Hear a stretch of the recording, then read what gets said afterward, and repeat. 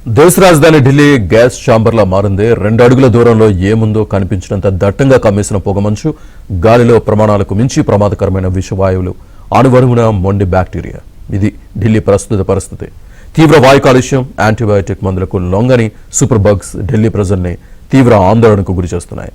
Asthma, pneumonia వంటి సమస్యలతో బాధపడుతున్న వారికి ఈ వాతావరణం నరకం చూపిస్తోంది. శ్వాస సంబంధిత ఇబ్బందులతో ఆసుపత్రులకు ప్రజలు క్యూ కడుతున్నారు. దట్టమైన పొగమంచు కారణంగా ఢిల్లీలో విమానాల రాకపోకలు ఆలస్యమవుతున్నాయి. ఢిల్లీలోని చాలా ప్రాంతాల్లో AQI 300కు పైన నమోదవుతోంది.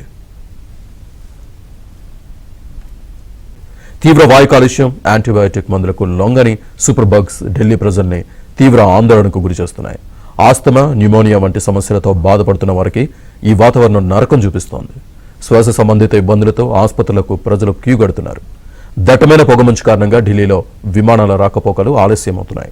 ఢిల్లీలోని చాలా ప్రాంతాల్లో AQI 300కు పైన నమోదవుతోంది.